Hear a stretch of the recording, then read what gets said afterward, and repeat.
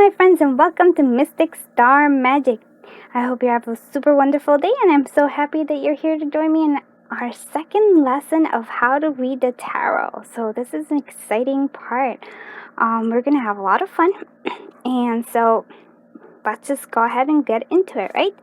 So last week we were just getting to know our deck and just getting to really look at the cards, because sometimes that's the important thing. How you connect with each card is how what you see there I might not see, but because you're looking at it in a different way, you see it, and that's something that's calling you. It's like a part or an aspect of the card is being highlighted to you, and that's your intuition. Now we have to learn how to trust that.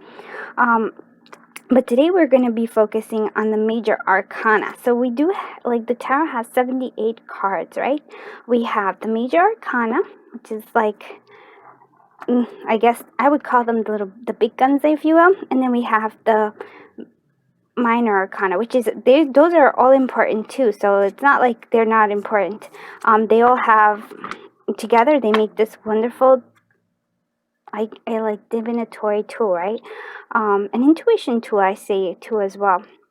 So we're going to forget about the Minor Arcana for today, because our focus is the Major Arcana. And I wanted to actually read the beautiful thing about here, what it says about the Major Arcana, because I was going to try to come up with a really awesome way of expressing it. And then I read this and I was like, oh, okay, yeah, you that was why you wrote the book, because you did a really awesome job. So here we go. So the Major Arcana is, the cards of the Major Arcana offer us the broad categories of stages and lessons in life. We have love, change, spirituality, morality. Oh my god, I didn't even do that, but they are the big guns of the tarot, almost larger than life, beginning with the Fool and ending with the World. They form a complete allegory depiction of the circle of life, and I really love that. That's just the circle of life. And one thing about the Major Arcana is that it's kind of like a never-ending cycle, because we're always going through, in life, we're always starting something, right? And even here, right, with us learning the tarot, we are the Fool. This is our beginning. This is our journey beginning right now. This is when we're super excited, when we're oh my god, we see all this beautiful potential right in front of us, and we're just going to take that leap. We're not gonna worry about anything. We're just gonna go and hope and sort of pray, in a sense too, that everything is going to be okay. And that's how we always feel. This is the Full energy, this hopefulness, it's a sort of like a childhood, just looking out into the world. I was recently babysitting my cousin's little doggy, Freya. She's a cutie patootie, and the way she looks at the world is with this sense of wonder, and that's the Full energy. She is just a cutie girl, and she just looks at everything. Birds are fascinating to her, and people, and she just lifts her nose and she smells the air. And the reason why I'm saying that is because it's that's the energy of the Fool. That if you really connect to that energy of wow, this is a beginning, but we're delighted in this beginning. We don't have a jadedness. We're not worried about things. We're just going off into our adventure. That's the Full energy. All right, so I'm going to tell you the story, and I just want you to listen. You don't have to copy down any notes, because what I want us to really get in the habit of doing is not just knowing the meaning of it, and we have the book, but actually looking at the cards and seeing them and connecting to them. And that's really reading the tarot. That's the key factor in reading. So I'm going to tell you the tale of the tarot, right? So we're gone off into this wow, we're just excited about this adventure. We meet the Magician. The Magician is somebody who has all different kinds of tools. Here we actually have the pentacles, we have the cups, they have the swords, and we have the wands, right? We have this energy. We also have the infinite sign there, which is there is infinite possibilities right here. Now, this is you having all the tools to make manifestations. You even have the Magician. There is manifestation starting. You're already starting to see this because you have all of these things within you, and that's knowing something, right?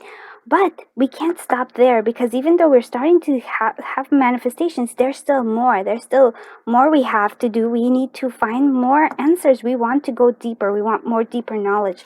We want to study the the unknown, like really follow our intuition. This is always, and I want you to know, like in tarot, there, especially with the major arcana, but in general, there's this balance of always, there's always a balance, a yin and a yang, a divine feminine, a divine masculine, and a external, or like, you know, a physical world, and a deeper emotional world and spiritual world. Here we have, this is the divine masculine, more of a physical world. We have the high priestess, which is a divine feminine. There's their counterparts always to me, and then she's looking more at the intuition, at the insights of things, like our deep knowing, our spirituality. That's what the high priestess is here, versus this is more of like physical manifestation. So there's always that. It's I always find that fascinating. And then we also then are followed by this insight and intuition. We are here, we start having this, the empress, and she's also divine feminine as well.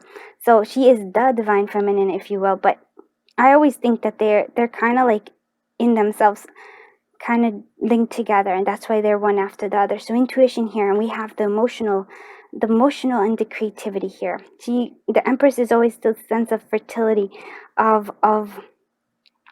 having many ideas. She's always like often depicted as a pregnant lady, because she's like pregnant with ideas, with fertility, with all this well-being. Very emotional, very well established as well.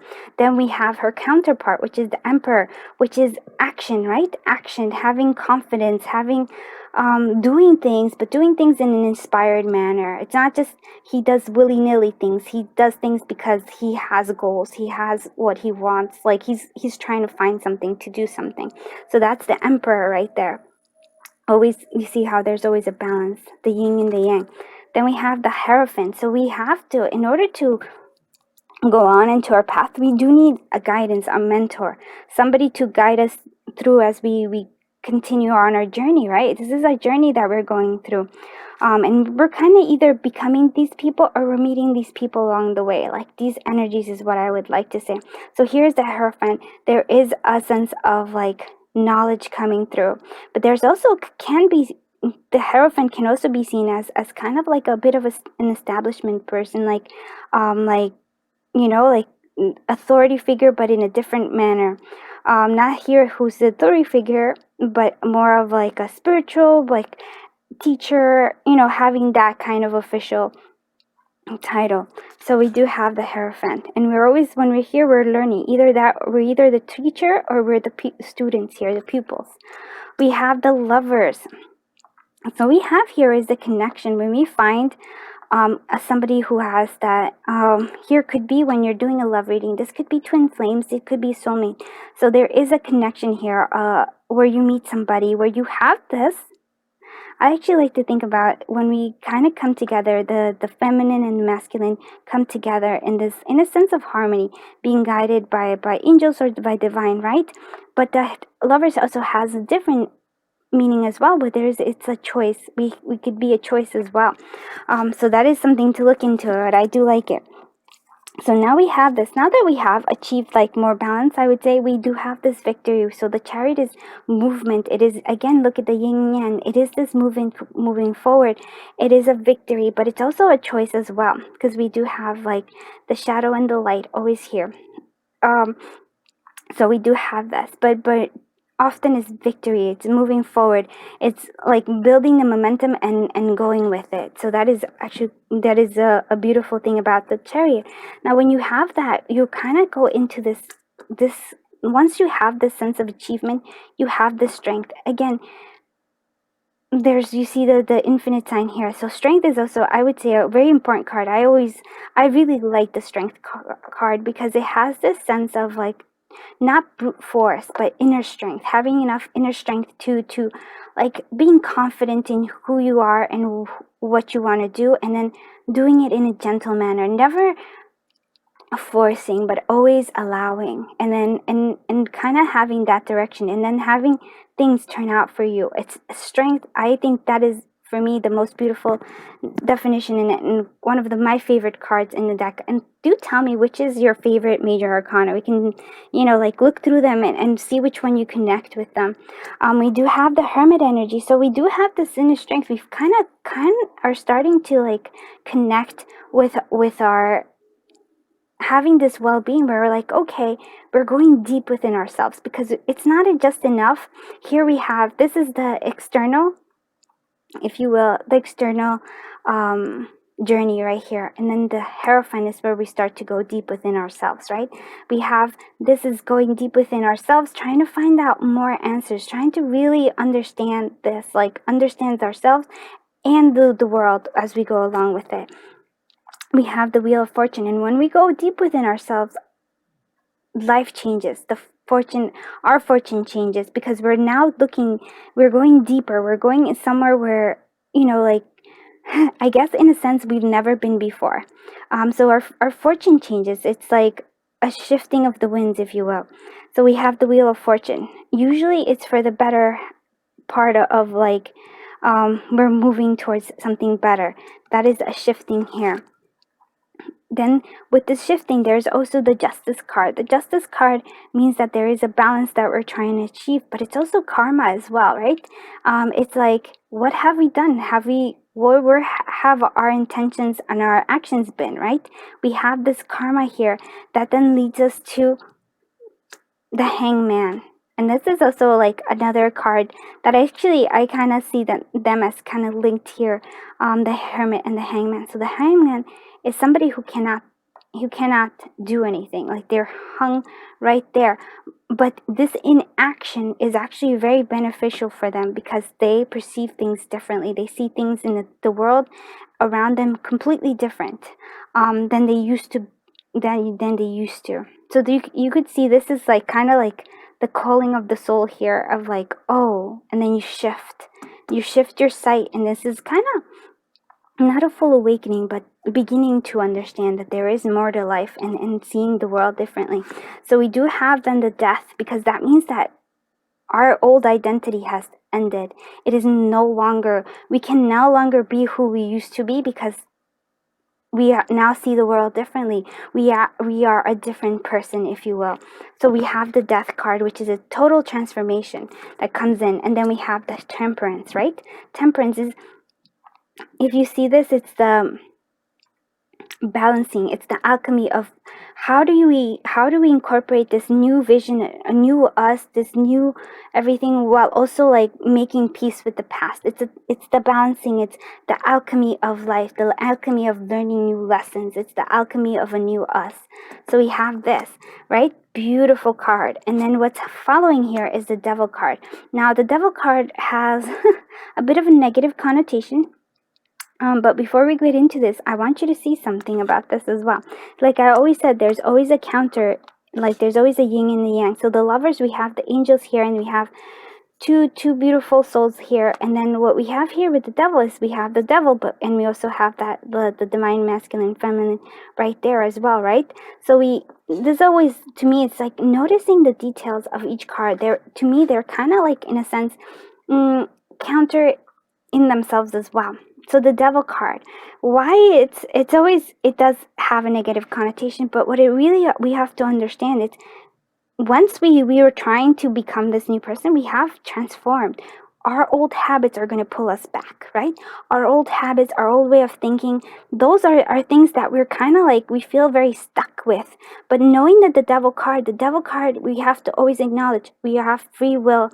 We are free to get out of this situation, but we have to acknowledge that is like, this is something for us. That's something maybe not positive. Maybe that relationship wasn't the best relationship. Maybe this habit is not my best habit.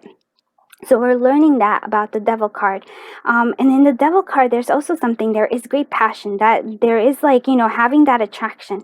So if you're reading it for love, there is a great attraction, but it might be something that it's kind of an addictive love, where you're just like, I'm trying to pull out, but I don't feel like I can get out of this, right? So there is a sense of like, powerlessness, but that isn't true. That is not true at all. Which leads us to the Tower, right?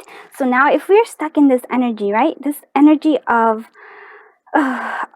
old habits, or things that are no longer serving us, because that is the thing. Old habits, old thought processes, kind of like addictions in a sense. The universe, in its infinite wisdom, comes and destroys that. That's why the Tower always follows the devil, because it comes in and it takes away this addiction. Because you couldn't do it, the universe is going to help you, because a part of you is always calling for more growth, for something better, for something that really suits you. And so when you have the Tower, it is, a lot of people are often scared by it, because we have this sense of, this is a shocking kind of event where things shift, sudden ends, sudden, like, things completely end abruptly. There's an abruptness to this card. So when I get it, I understand that something's going to change in my life drastically. Maybe my thoughts, maybe whatever it is, but it is always working out for us in terms of this card. We may not see it right away because we are in the shock of it, but if you look back on it, you're like, that was the best thing that could have happened, because now it cleared my road, it cleared my life into this, right? Maybe not the best thing, but it helped me to where I need to be. So always be aware of that. And that is why after the Tower, there is always hope. The star is here, the healing, the hope of life, a new beginning, of really kind of like feeling refreshed, right? This is the ocean of being cleansed of this. Then we have the Moon, but we're still trying to find more meaning into ourselves. We are still trying to find, in a sense, ourselves as well. We have this hidden aspect of us, like our emotions, our shadow selves are here, right? But the shadow selves is always balanced by we have the balance of the Sun. So these two are always like combined together. Those are I always, they're the complementing. These two are always complementing, the Moon and the Sun, the yin and the yang, right? So the Sun is fulfillment. It is the pure joy. It is bliss. Right here, it is one of the most beautiful cards you have in the Major Arcana and in the Tarot in general. So when we have this, we achieve this, like, again, sort of like a childlike wonder here, right? But this joy, we have the Judgment, which is a rebirth, awakening. It's an awakening here of our purpose, of who we are. But it's after having learned these lessons. And then we come through in the end with the World. We come to an ending in terms of like acknowledging we've already seen the world. We've seen the world outside and we've seen the world inside, and we've come and we've learned, and this is like how it is. It's being on top of the world, having this awakening, and then we start the cycle all over again. So it is really fun. They do have, I want you to, since we're using this as our learning tool, because it's $5. Yeah, this whole set is $5 with the Tarot, so I thought it was a perfect amount for learning this. So this is going to be what we're going to do. So I hope you like the story of the Tarot of the Major Arcana. Let me know which is your favorite card here. And now we're just going to go ahead and we're going to collect it. And so again, you don't have to like memorize it. It's just a story that I wanted you to see. So what we're going to do is we're going to start for this week our Tarot journal, maybe like our Tarot journal. This is where we're going to learn. So each day, this is like my homework / how you're going to keep learning, and it'll be so much fun. Each day, I want you to so we're going to go ahead and like draw either, like put the date, I forgot what today is, but yeah, you put the date here. And I'm actually going to make you a actual sheet if you just want to print it out and you don't want to have like the whole thing. So we're going to put the date, the question here. Like what question? The question that we have. So question. So you're gonna write it out, and then we're actually gonna have the card here. You can you can draw it out, or you can actually just write it in. What we think it means, and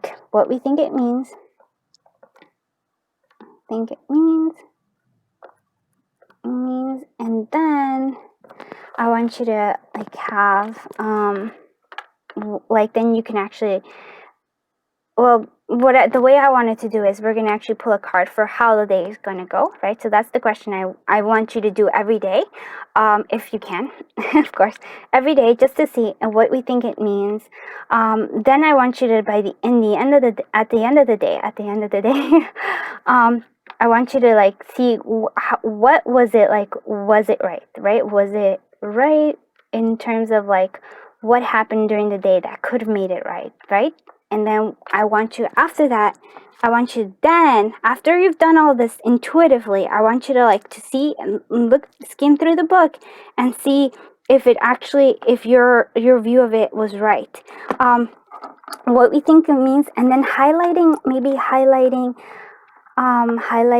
some of the like the qualities that call out to you, qualities of like the card, what calls out for you. Okay. I'm gonna make this nicer, but you can, that's the kind of thing, this is gonna be your journal, because it's actually really fun. I might just do a bullet journal for this too. I was talking to Maya about bullet journaling, and so that is fun, and we might just do a bullet journal with us, and I'll make it all fancy. But for right now, we don't need anything fancy. We're learning, right? This is the beginning. So for example, the question is, what energies is today gonna hold for me? All right. So like, let's go ahead and we shuffle just the major arcanas. You're not worried about the minor arcanas. We'll do that next week, because I already kind of made it long, and I'm sorry that it was long, but I hope you like this. So let's see what energies are for today for me. And so you shuffle. You don't need to worry how you shuffle. You just kind of shuffle. You could just line it up and just be like, oh, this is the one. Doesn't matter. The shuffling is not important right now. I want you to get to know these cards. Okay, this is the one, the Hangman. Okay, so we went on about how the Hangman was. So I'm going to say the question is, how is today? So like, what energies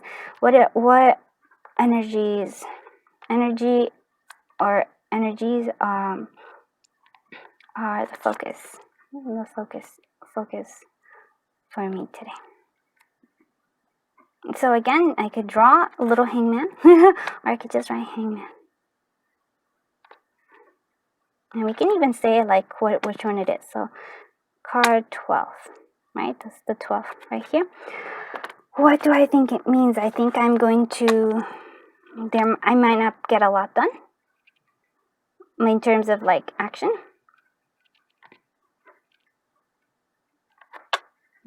And why do I say that? Because I'm going to be tied up, right? I might be tied up with something. So I might not get a lot done, but I feel like I will still, I will still have fun. I feel like I will still have fun, and maybe see things differently, and maybe have new ideas, or a new approach to something.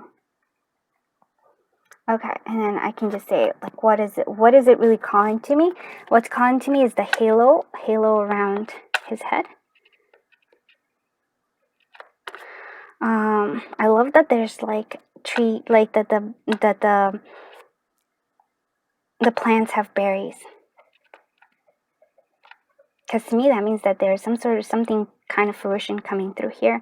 And then we have this, I also noticed that he's smiling. So he is smiling. So those are things that I'm connecting to, right? Even if I didn't know what this card was, right? Even if I didn't understand it, I'm always looking for details for the card to talk to me. And that's what I want you to do. And that's the intuition. And this is the intuition building, and this is the connection you're building with these cards. If you want to like do intuition building, there, Be Love and Crystals. Be Love and Crystals is like a YouTube channel. She's awesome. She's amazing. She's the sweetest lady. Actually, lady makes her seem old. She's the sweetest woman. I don't know, but anyway, she's the sweetest person. Oh, there we go, person ever. And she has an intuition building workshop that she does every like week, where she picks cards, and I'm gonna link that down below. I think I mentioned it in the last one, but I really feel like in combining both of them, your intuition is gonna like heighten. So learning how to do the tarot, and then her intuition stuff, you're just gonna be like, boom. You might even be like way ahead of me in terms of this. Okay, so after this really long video, I apologize if it's really long for you to like learn the tarot, but I really think that getting to know the story of the Fool and our own inner journey was important, and why the Major Arcana is so important. And so yes, this is your homework, creating your own journal, your own tarot journal, and writing and asking yourself every day what energy is coming through forth for that day, and what that means, like what you think that means in terms of like the card, just what it looks like, what it means to you, what are the qualities that are really like calling out to you from each card. And then at the end of the day, finding out like, okay, did it pan out, was it correct, like what happened, like what could have this been, got like the card been meaning about, or like the situation it meant to highlight or something like that. And then looking at the tarot, then we want to look at what the meaning is for them, for each one after that, and be like, oh, okay, that makes sense, or it didn't make sense, right? Okay, so that is what I'm leaving you with. I hope you had fun learning a little bit with me. And well, just let me know if you did, because then I will keep doing this, even though I think I really want to keep doing it, because we're gonna start doing like amazing things. And just so you know, this is what we're doing here. This is a 1-card spread, so we're starting our spread, and next week we're gonna do a little bit more for on that. We're going to be aiming to do the 3-card spread as we're learning the minor arcana. So something to look forward to next week. I'm excited. I hope you like this. I'm sending you so much love, so much light, so much happiness, so much joy, and just magic all around you. Bye bye.